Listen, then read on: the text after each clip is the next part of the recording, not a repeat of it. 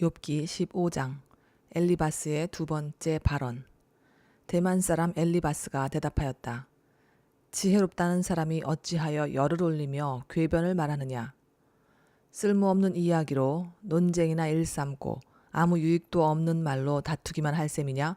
정말 너야말로 하나님을 두려워하는 마음도 내던져 버리고 하나님 앞에서 뉘우치며 기도하는 일조차도 팽개쳐 버리는구나. 내 죄가 내 입을 부추겨서 그 혀로 간사한 말만 골라서 하게 한다. 너를 정죄하는 것은 내 입이지 내가 아니다. 바로 내 입술이 내게 불리하게 증언한다. 내가 맨 처음으로 세상에 태어난 사람이기라도 하며 산보다 먼저 생겨난 존재라도 되느냐? 내가 하나님의 회의를 엿듣기라도 하였느냐? 어찌하여 너만 지혜가 있다고 주장하느냐? 우리가 알지 못하는 어떤 것을 너 혼자만 알고 있기라도 하며 우리가 깨닫지 못하는 그 무엇을 너 혼자만 깨닫기라도 하였다는 말이냐? 우리가 사귀는 사람 가운데는 나이가 많은 이도 있고 머리가 센 이도 있다. 내 아버지보다 나이가 더 든 이도 있다. 하나님이 내게 위로를 베푸시는데도 내게는 그 위로가 별것 아니란 말이냐? 하나님이 내게 부드럽게 말씀하시는데도 내게는 그 말씀이 하찮게 들리느냐? 무엇이 너를 그렇게 건방지게 하였으며 그처럼 눈을 부라리게 하였느냐? 어찌하여 너는 하나님께 격한 심정을 털어놓으며 하나님께 함부로 입을 놀려대느냐? 인생이 무엇이기에 깨끗하다고 할 수 있겠으며 여인에게서 태어난 사람이 무엇이기에 의롭다고 할 수 있겠느냐? 바로 그것이다. 하나님은 당신의 천사들마저도 반드시 신뢰할 수 있다고 여기지 않으신다. 그분 눈에는 푸른 하늘도 깨끗하게만 보이지는 않는다. 하물며 구역질 나도록 부패하여 죄를 물마시듯 하는 사람이야 어떠하겠느냐. 내게 가르쳐줄 것이 있으니 들어보아라. 내가 배운 지혜를 내게 말해주겠다.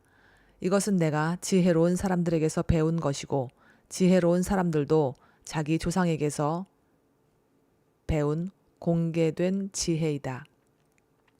그들이 살던 땅은 이방인이 없는 땅이고 거기에서는 아무도 그들을 곁길로 꿰어내어 하나님을 떠나게 하지 못하였다.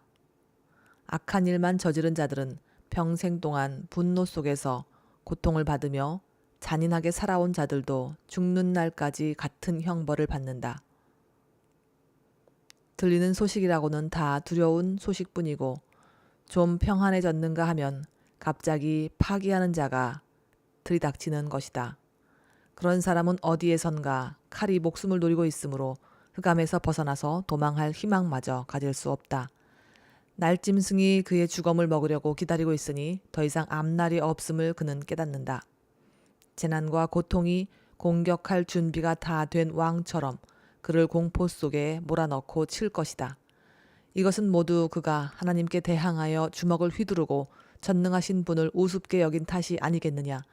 전능하신 분께 거만하게 달려들고 방패를 앞세우고 그분께 덤빈 탓이다.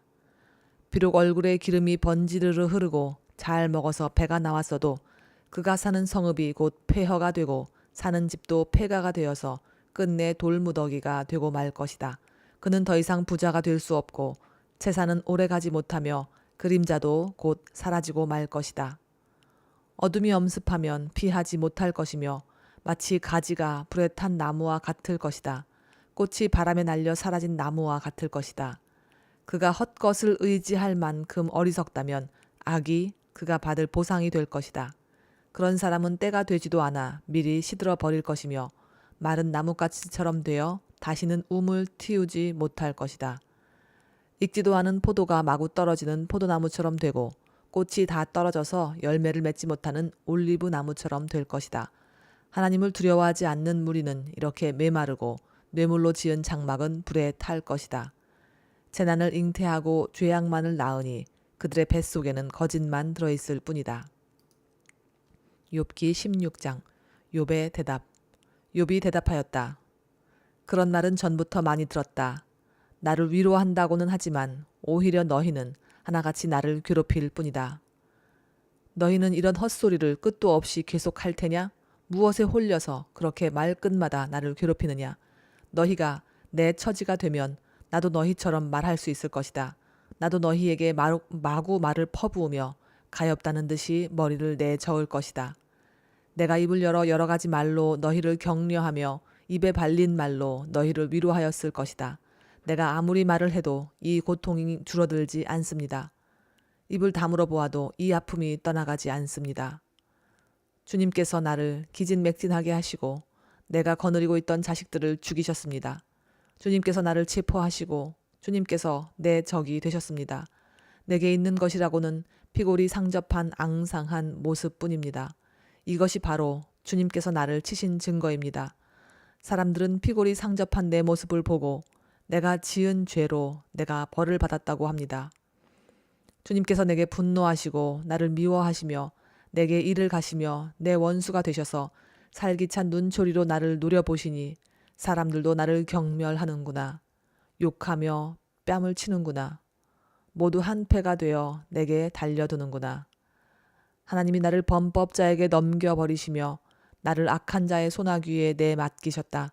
나는 평안히 살고 있었는데 하나님이 나를 으스러뜨리셨다. 내 목덜미를 잡고 내던지셔서 나를 부스러뜨리셨다. 그가 나를 세우고 관역을 삼으시니 그가 쏜 화살들이 사방에서 나에게 날아든다.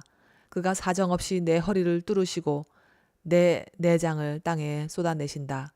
그가 나를 갈기갈기 찢고 또 찢으려고 용사처럼 내게 달려드신다. 내가 맨살에 베옷을 걸치고 통곡한다. 내 위세를 먼지 속에 묻고 여기 이렇게 시궁창에 앉아있다. 하도 울어서 얼굴마저 핏빛이 되었고 눈꺼풀에는 죽음의 그림자가 덮여있다. 그러나 나는 폭행을 저지른 일이 없으며 내 기도는 언제나 진실하였다. 땅아, 내게 닥쳐온 이 잘못된 일을 숨기지 말아라. 애타게 정의를 찾는 내 부르짖음이 허공에 흩어지게 하지 말아라. 하늘에 내 증인이 계시고 높은 곳에 내 변호인이 계신다. 내 중재자는 내 친구다. 나는 하나님께 눈물로 호소한다. 사람이 친구를 위하여 변호하듯이 그가 하나님께 내 사정을 아뢰다.